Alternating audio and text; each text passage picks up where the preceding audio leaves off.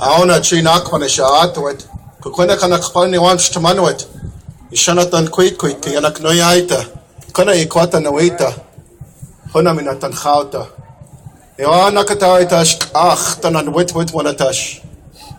My relatives, my name is Jode Gowdy, and I serve as the chairman of the Yakima Nation, and I come here amongst each and every one of you to stand together. And the proclamation that is referenced by Dave Archambault, the chairman of the Standing Rock Sioux Tribe. Please, before I read this proclamation, please, okay, we must remember this. We must remain of one voice, one heart, one spirit, to speak for those things that cannot speak for themselves. There is no dispute in and amongst ourselves of those of us who are standing up that is more important than the future of our generations. We must be united, and it is only when we are united that the Spirit will intervene and reaffirm that only in peace and only in prayer, grounded by faith and guided by ceremony, will we overcome.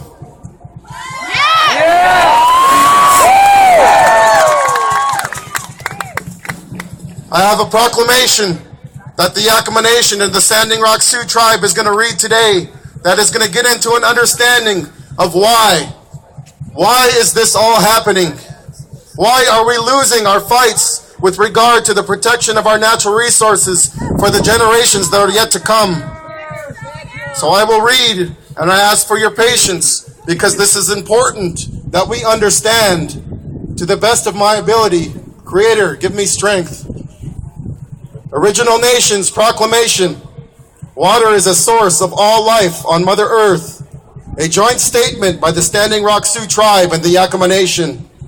We gather here in the territory of the Piscataway Nation to commemorate and celebrate our original and free, independent existence as nations of Great Turtle Island. We have a message for the world in the words of the Lakota, Minnewakanee.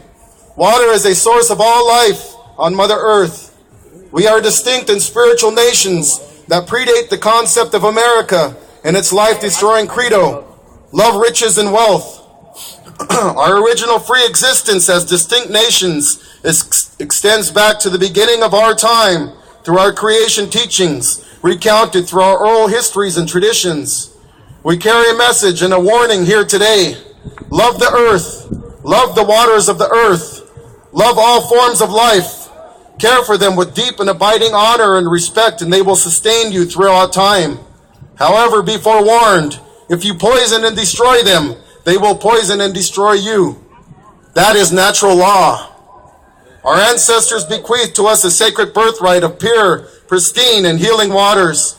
Their prayerful and ceremonial manner of caring for the earth resulted in the purest rivers, springs, streams, and aquifers in the respective territories of our nations throughout this hemisphere.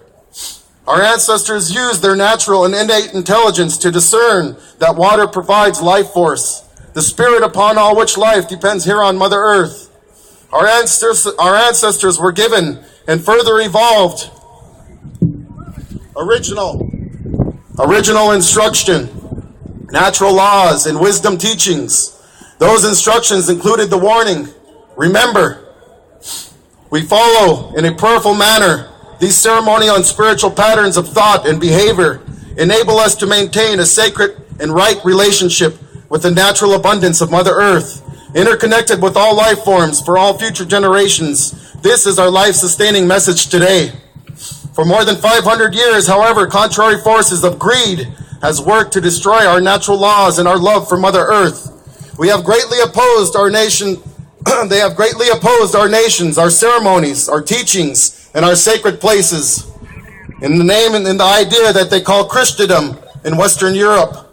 The U.S. Supreme Court rulings and other U.S. actions have expressed these opposing forces, claiming a right of Christian sovereignty and dominion over the territories of the nations based upon the idea that Christian nations of Europe acquired jurisdiction over lands, over heathens and infidels. The U.S. Justice Department made that exact argument in the U.S. Supreme Court case in 1954, Teton Indians versus the United States. The Justice Department even quoted Genesis 1:28 in the book of Psalms from the Bible to support the claim of right Christian supremacy. This is a direct contradiction with the Establishment Clause of the First Amendment of the U.S. Constitution and the separation of church and state. We reject the pattern of thought and behavior premised on the credo and command, love riches and wealth, the Vatican papal documents and the colonizing royal charters written by self-described Christian monarchs that brought the credo and command here reveal the underlying code of domination and dehumanization used to attack our nations. The Code of Domination expressed a belief system that is willing to sacrifice everything on the altar of greed, even the sacred waters upon which life depends. To realize the unfortunate truth of this statement, one has to only think of the lead in the brains of the children of Flint, Michigan, where greed and disrespect for life destroyed rivers that once ran so pure you could drink from them, when our indigenous ancestors prayerfully cared for them since time immemorial. The government and corporate forces that oppose us have a great disdain for our organic laws and teachings, because the laws and teachings stand in the way of them fulfilling their love of riches and wealth. Those forces that oppose us are blind to the spiritual nature and the healing qualities of water. For them, water is simply a commodity, a means to create more riches and wealth, or a commodity to waste and destroy in search of riches and wealth. Therefore, we stand here today and offer the following statement as a proclamation. From the Standing Rock Sioux tribe and the Yakima Nation, we will read this forth, and we will call upon all native nations and all original and free nations of this earth to stand and sign on to this proclamation with us. The original proclamation of life, original nations proclamation. We understand that our Creator has uniquely brought forth our existence. Our creation is of free and original origin, grounded in love and sustained by divine instruction, resulting in an existence and awareness that has materialized since time immemorial on Turtle Island. We understand the ideas of domination and dehumanization, as these ideas are referenced within the divine instructions and warnings we have heeded since time immemorial for our sustained existence as original free peoples and nations. We understand that the inaccurate concept of discovery, formerly referred to as the Doctrine of Discovery, utilized by the monarchies of Spain and England, have unjustly manifested the idea of domination and dehumanization against our original free peoples and nations. We understand that the Doctrine of Discovery by historical monarchies was justified by unholy instruction issued by writ of papal bulls, including Dum Diversus in 1452, Romanus Pontifex in 1455, and Inter Caetera in 1493, by and through former popes of the Roman Catholic Church. We understand the dominating and dehumanizing force of manifest destiny utilized in the executive, legislative, and judicial formation of America. We understand the specific reference of the flawed and unholy idea of the Doctrine of Discovery in the origin of federal Indian law, cited in the Johnson versus McIntosh ruling by the U.S. Supreme Court in 1823 and reaffirmed in 1955 by the Supreme Court ruling Teton Indians versus United States.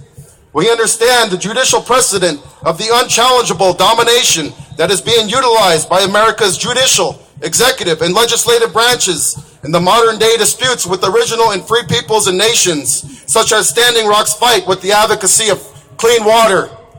We understand that the negative ideas of domination and dehumanization warned about to our collective original free peoples and nations by and through divine instruction is the same negative idea that has been utilized by the Roman Catholic Church, the monarchies of Spain and England, and the United States of America.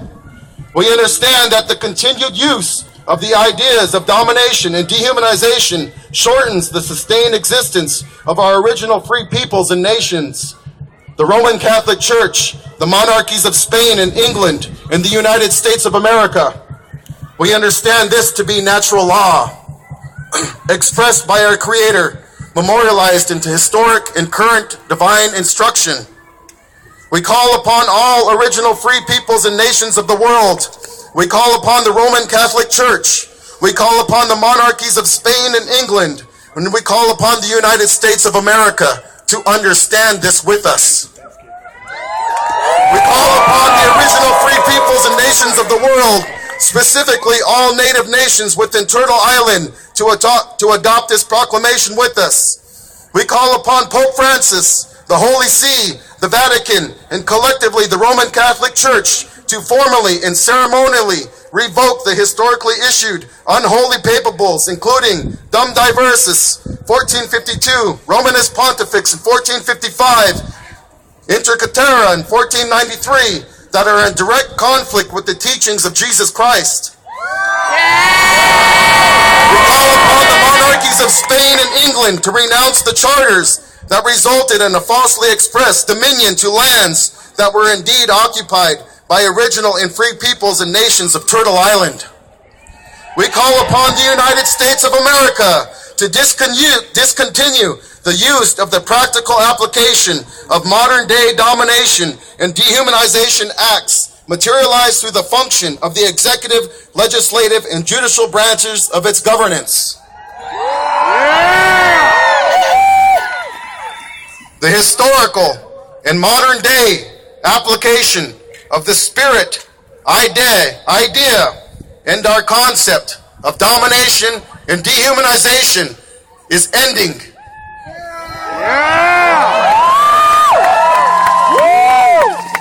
Do you understand?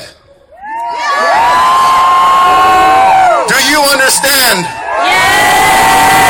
Do you understand? My friends and relatives, it is only in peace and only in prayer and only under a united front, indeed, that we will overcome. I have a prayer in my heart for everyone who has contributed in their own ways to this fight and this struggle for our future generations, for our natural resources, and for those things that cannot speak for themselves. No matter what dispute has arisen amongst us, as I had said, no dispute in and amongst ourselves is more important than the future of the generations that are yet to come. We must unite in this battle. We must